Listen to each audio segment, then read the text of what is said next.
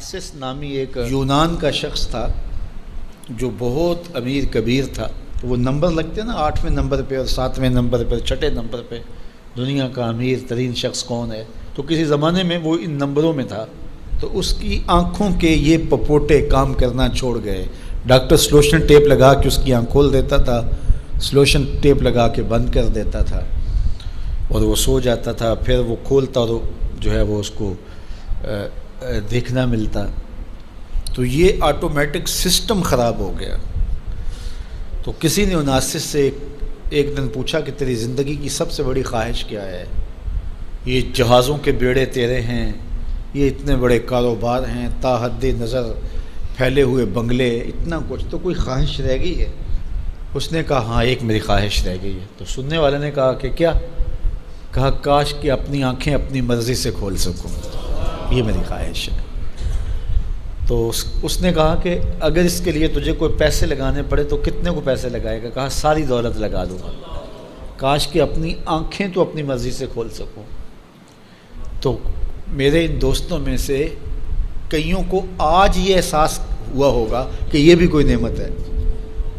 और जो 24 घंटे हमारे साथ है, तो इतनी नेमतें हैं हमारे ऊपर अल्लाह की, और उसको हम अपने हिसाब से छोटा या बड़ा कह लेते हैं, लेकिन वो इतनी बड़ी हैं कि अगर वो छिन जाएं तो फिर पता चलता है कि जो है वो कितनी बड़ी नेमत से हम महरूम हो गए। तो मेरे एक मिलने वाले हैं, उनके मुंह में लुआब की मिकदार कम है, जिसको हमने कभी सोचा भी नहीं कि ये भी कोई नेमत है। ये कुदरती ग्रीस है जो मुंह को तर रखती है और बोलने में मदद मिलती है, और निज़ाम इंहिज़ाम को इससे बहुत ज़्यादा फ़ायदा पहुंचता है। लेकिन उनका मसला क्या है कि मिकदार कम है। तो अब वो 5-7 मिनट नहीं बोल सकते, बोलेंगे तो जो है वो सारा मुंह खुश्क हो जाएगा। मियाँ मसला क्या है? लुआब कम आता है, लुआब की मिकदार थोड़ी है। तो कभी इसको भी किसी ने नेमत समझा, लेकिन ये कितनी बड़ी नेमत है। वो किसी इलाके में उन्होंने ये किया कि ये मेंढक नहीं होते, मेंढक, ये उन्होंने वहाँ से ख़त्म करवा दी, दवाई ऐसी डाली कि ये आवाज़ निकालते हैं या इस तरह का वो मसला हुआ।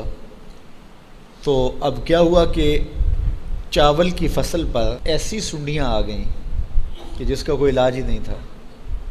तो ये पानी के अंदर जो मेंढकें होती हैं, ये उन हशरात को खाती हैं जो फसल के लिए नुकसानदेह होती हैं। तो अब वो मेंढकें ढूंढते फिरते हैं।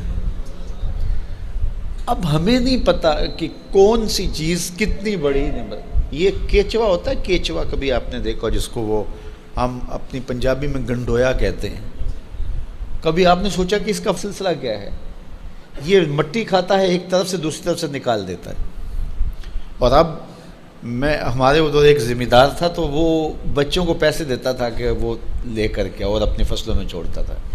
उसको किसी माहर ने बताया कि ये ज़मीन की ज़रख़ेज़ी का जो है वो सबब है कि एक तरफ से खाता है, दूसरी तरफ से निकाल देता है, और वो मिट्टी इतनी ज़रख़ेज़ होती है कि दूसरी मिट्टी में जब मिलती है तो कीमियाई खादें भी वो काम नहीं करती जो ये केचवा काम करता है। हमें पता ही नहीं है कि हमारे अतराफ़ में अल्लाह ने कितनी नेमतें हमारे लिए फैलाई हुई हैं। तो इसलिए उसका एक निज़ाम है। ये दुनिया कुछ नहीं है, अल्लाह के कब्ज़े में सब कुछ। तो सबसे बड़ी बात यह है कि अल्लाह आपको खैर की राह अता कर दे। बस का जो दुनिया की दौलतें दी जाती हैं, ये आजमाइश होती हैं, ये आजमाइश होती हैं।